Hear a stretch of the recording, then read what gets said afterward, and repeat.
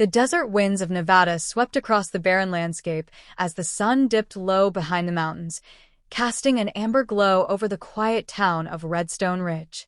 It was a place few people knew about, a town that hadn't changed much in decades.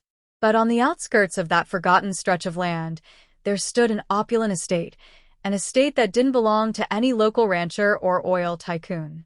It was owned by one of the wealthiest men to ever set foot in the American West. His name was Christopher Donovan, though the world knew him better as Chris the Magnate.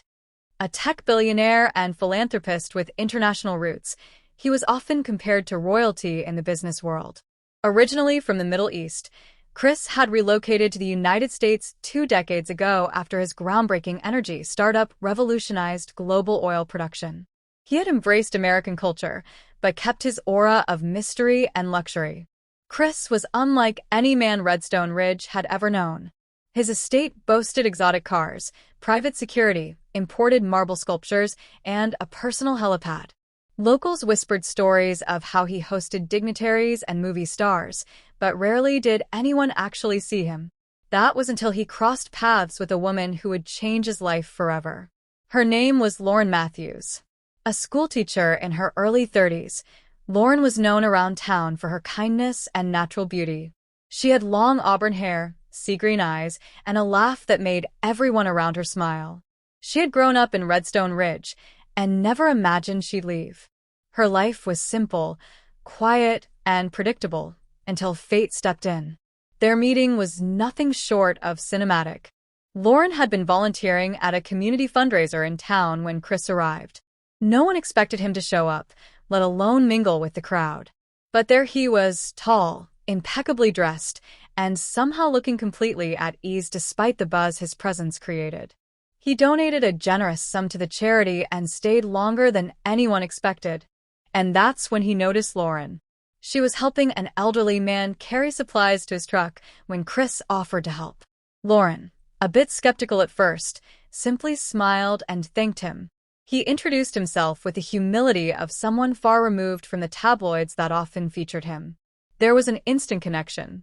Not the kind of attraction born from money or fame, but something real. Genuine. After that evening, Chris found himself returning to town more often. Sometimes he stopped by the diner where Lauren worked part-time. Other times he visited the school and offered funding for new art programs. At first, Lauren thought he was just being generous. But then she noticed how his eyes followed her, how he listened when she spoke, how he always asked about her day. It took weeks before he finally asked her out. And even then, he did it with remarkable simplicity. Over coffee at the diner one late afternoon, he looked her in the eyes and said, "Would you have dinner with me sometime? Nothing fancy. Just you, me, and maybe some good music." Lauren hesitated, not because she didn't want to, but because she wasn't sure if someone like her belonged in his world. But something about the sincerity in his voice told her this wasn't a fairy tale, it was real. She nodded, and so began the most unexpected chapter of her life. Their first date was at a quiet little restaurant 2 towns over. Chris drove them in a sleek, classic Mustang instead of one of his usual luxury vehicles. They talked for hours. About books, the stars, their favorite childhood memories. There were no bodyguards, no paparazzi. Just 2 people who, for the first time in a long time, felt like they were exactly where they were supposed to be. Over the months that followed, their relationship grew. Chris showed Lauren his world, private flights, art galleries in New York, moonlit walks in Paris. But he also stepped into hers, helping organize school fairs, watching old movies at her apartment, meeting her friends and family. He was the billionaire who bought coffee for strangers and built playgrounds in small towns. She was the woman who saw through the glitter and found the man underneath. Of course, not everything was perfect.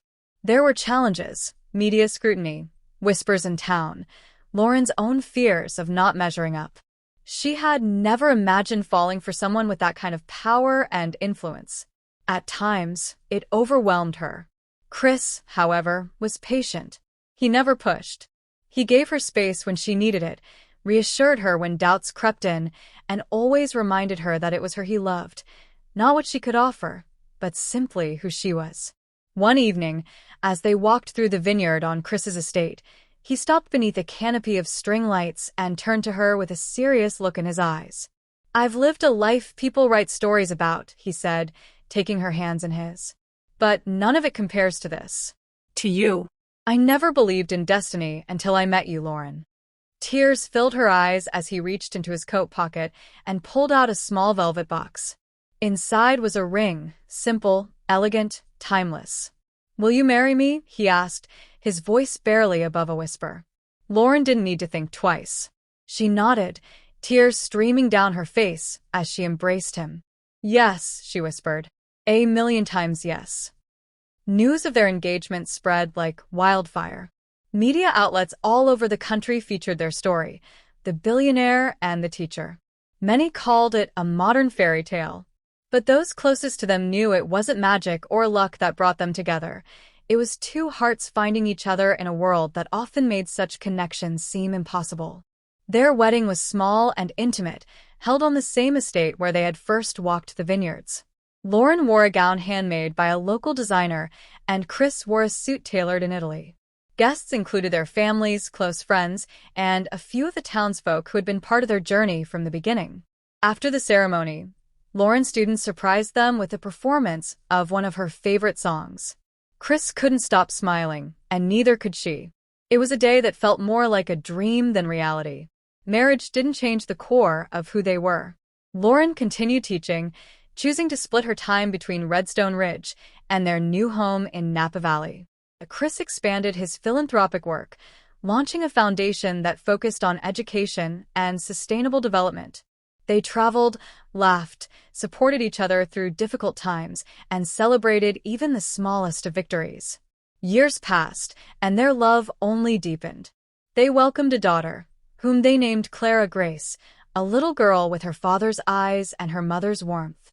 She grew up surrounded by books, animals, music, and the unwavering love of two parents who had found the rarest kind of bond. Looking back, Lauren often wondered how different her life might have been if she hadn't shown up at that fundraiser all those years ago. If she hadn't agreed to have dinner with the man who seemed too good to be true.